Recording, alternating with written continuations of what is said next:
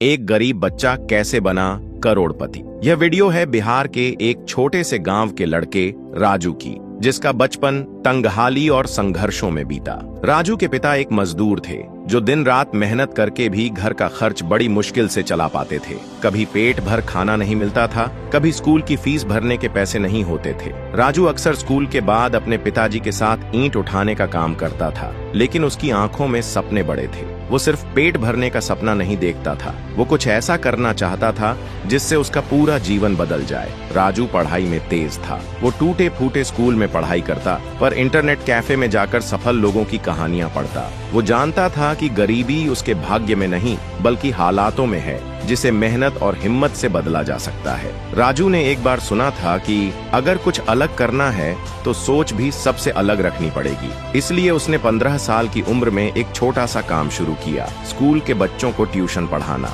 वो दिन में मजदूरी करता और रात को बच्चों को पढ़ाता। धीरे धीरे उसका नाम फैलने लगा। एक दिन उसने इंटरनेट पर डिजिटल मार्केटिंग के बारे में पढ़ा। उसके पास लैपटॉप नहीं था, तो वो साइबर कैफे जाकर रात भर ऑनलाइन कोर्स करता, यूट्यूब से सीखता, नोट्स बनाता और फिर खुद भी डिजिटल सर्विस देना शुरू कर दिया। राजू ने एक फ्रीलांस वेबसाइट पर प्रोफाइल बनाई। शुरुआत में किसी ने काम नहीं दिया, लेकिन उसने हार नहीं मानी। महीनों की कोशिश के बाद उसे पहला क्लाइंट मिला, सिर्फ 500 रुपये का प्रोजेक्ट। पर उसने उस छोटे से प्रोजेक्ट को भी पूरे दिल से किया। क्लाइंट इतना खुश हुआ कि उसने अगला प्रोजेक्ट 5000 रुपये का दिया। फिर एक के बाद एक क्लाइंट्स आने लगे। राजू ने अपनी खुद की एक डिजिटल एजेंसी शुरू की, पहले एक मोबाइल से, फिर एक किराए के कमरे से। राजू की मेहनत रंग लाई। 5 साल में उसकी एजेंसी के पास 20 से ज्यादा लोग काम करने लगे। देश विदेश के क्लाइंट्स उसके पास प्रोजेक्ट्स भेजने लगे। जिस लड़के के पास कभी खाने के पैसे नहीं थे, आज वो महीने में लाखों रुपए कमाता है। उसने अपने गांव में एक स्कूल खोला ताकि और बच्चों को वो शिक्षा मिल सके जो उसे मुश्किल से मिली थी। आज राजू करोड़पति है, लेकिन उसके कपड़े आज भी सादे होते हैं और आदतें बिल्कुल जमीन से जुड़ी हुई। वो कहता है, पैसे कमाने के लिए सबसे जरूरी चीज हुनर नहीं, जिद होती है। राजू की वीडियो हमें ये सिखाती है कि हालात चाहे जैसे भी हों, अगर इरादे मजबूत हों तो कोई भी लड़का लड़की अपनी तकदीर बदल सकता है। गरीबी कभी किसी की मंजिल नहीं रोकती, उसे रोकता है डर, आलस और हार मानने की आदत। इसलिए दोस्तों, अगर आप भी कुछ बड़ा करना चाहते हैं तो आज से ही शुरुआत करें। छोटे कदम भी बड़ी मंजिल तक ले जाते हैं। फेक लोगों की पहचान करना सीखो। मनोविज्ञान की ताकत से अक्सर हम अपने जीवन में ऐसे लोगों से मिलते हैं जो दिखावे में बहुत अच्छे होते हैं, लेकिन असल में उनके इरादे कुछ और ही होते हैं। ऐसे लोग हमें धोखा देने की कोशिश करते हैं, हमारे विश्वास के साथ खेलते हैं और कई बार तो हमें भावनात्मक रूप से कमजोर भी कर देते हैं। क्या आप भी कभी ऐसे लोगों के चंगुल में फंसे हैं? यदि हाँ, तो यह वीडियो आपके लिए है। आज हम एक ऐसी कहानी बताएंगे जिससे आप समझ पाएंगे कि फेक लोगों की पहचान कैसे की जा सकती है। अर्पित एक सीधा साधा और ईमानदार लड़का था। वह सब पर जल्दी भरोसा कर लेता था और अपनी भावनाओं को खुलकर व्यक्त करता था। कॉलेज में उसकी दोस्ती विशाल नाम के एक लड़के से हुई। विशाल बहुत ही आकर्षक व्यक्तित्व का था, बातें करने में माहिर था और हमेशा अर्पित की तारीफ करता था। अर्पित को लगा कि उसे एक सच्चा दोस्त मिल गया है। शुरुआत में विशाल ने अर्पित के साथ बहुत अच्छा व्यवहार किया। वह उसकी हर बात में सहमति जताता,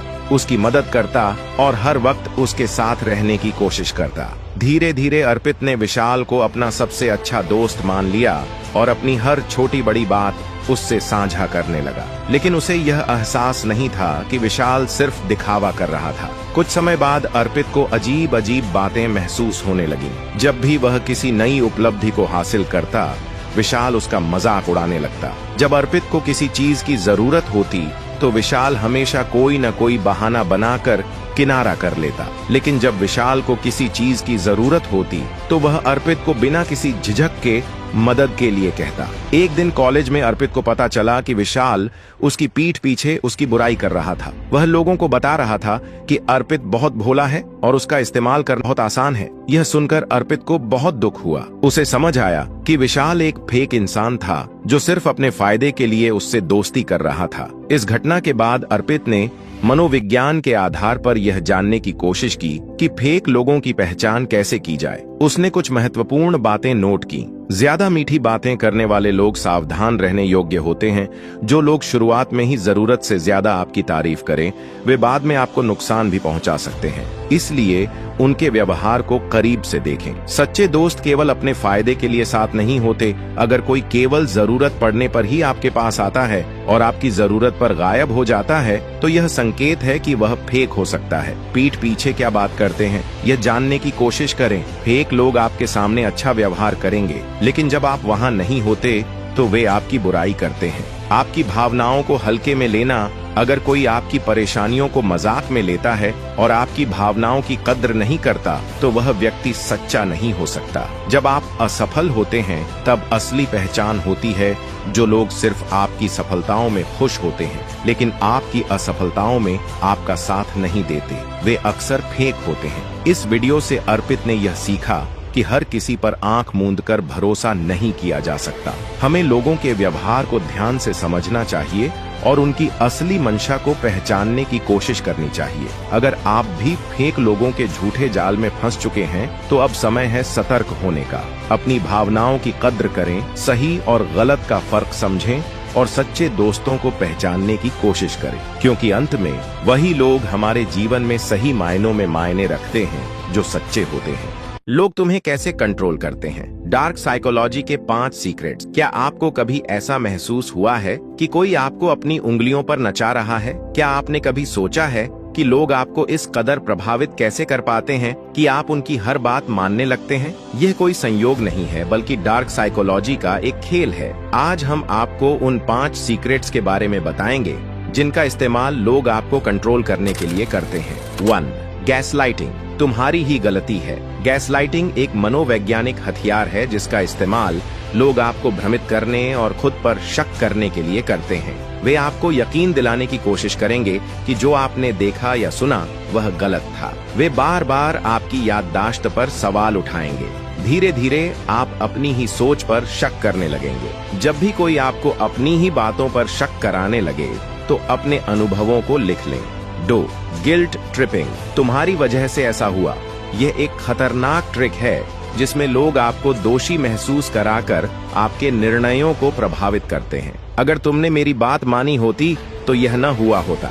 मैंने तुम्हारे लिए इतना किया और तुम मेरे लिए कुछ नहीं कर सकते। वे आपको भावनात्मक रूप से ब्लैकमेल करते हैं। अपने निर्णयों के लिए जिम्मेदारी लें, लेकिन अनावश्यक अपराध बोध से बचें। 3. Silent treatment. चुप्पी का हथियार। यह एक पैसिव अग्रेसिव तरीका है जिससे लोग आपको मानसिक रूप से कमजोर बनाते हैं। वे आपसे बात करना बंद कर देंगे, जिससे आप बेचैन महसूस करेंगे। वे आपको मानसिक तनाव देंगे ताकि आप उनकी शर्तों पर झुक जाएं। अगर कोई आपको साइलेंट ट्रीटमेंट दे रहा है, तो उनकी चुप्पी को शक्ति न दें। 4. Mind games. तुम्हें पता भी नहीं चलेगा। लोग अक्सर हेर फेर करने के लिए माइंड गेम्स खेलते हैं ताकि आप उनकी मर्जी के अनुसार काम करें। वे आपको अनिश्चितता में रखते हैं, कभी प्यार दिखाते हैं, कभी ठंडा व्यवहार करते हैं। वे आपको कंफ्यूज करके अपने कंट्रोल में रखते हैं। उनके इरादों को समझने की कोशिश करें।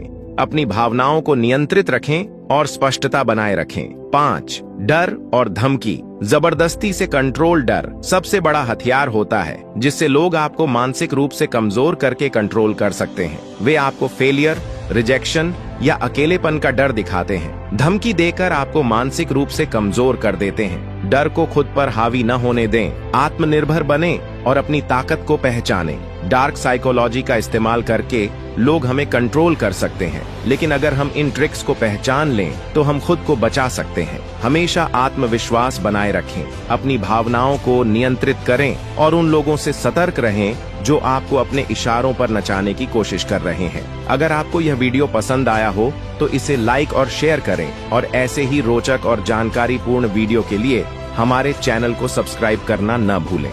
क्या आपको कभी ऐसा महसूस हुआ है कि कोई आपको अपनी मर्जी से कुछ करने के लिए मजबूर कर रहा है और आपको पता भी नहीं चला कि आप कैसे उनकी बात मान गए? ये कोई जादू नहीं, बल्कि डार्क साइकोलॉजी की ट्रिक्स हैं। ये ट्रिक्स लोग आपको कंट्रोल करने के लिए इस्तेमाल करते हैं और आज हम इन्हें डिकोड करेंगे ताकि आप इनसे खुद को बचा सकें। डार्क साइकोलॉजी क्या होती है? डार्क साइकोलॉजी एक साइकोलॉजिकल टूल है जिसका इस्तेमाल लोग दूसरों को कंट्रोल करने उन्हें मैनिपुलेट करने और अपने फायदे के लिए इस्तेमाल करने के लिए करते हैं। इसमें हिडन मनोवैज्ञानिक तकनीकों का इस्तेमाल किया जाता है जिन्हें पहचानना आम इंसान के लिए मुश्किल होता है। क्या कभी किसी ने आपसे कहा है कि अगर तुमने मेरी मदद नहीं की तो मैं बहुत दुखी हो जाऊंगा? यह एक तरीका होता है जिससे लोग आपके अंदर अपराध बोध, गिल्ट पैदा करके आपको मजबूर करते हैं कि आप उनकी बात मानें। अगर कोई आपको इमोशनल ब्लैकमेल कर रहा है तो ठंडे दिमाग से सोचें कि क्या यह आपकी जिम्मेदारी है या नहीं।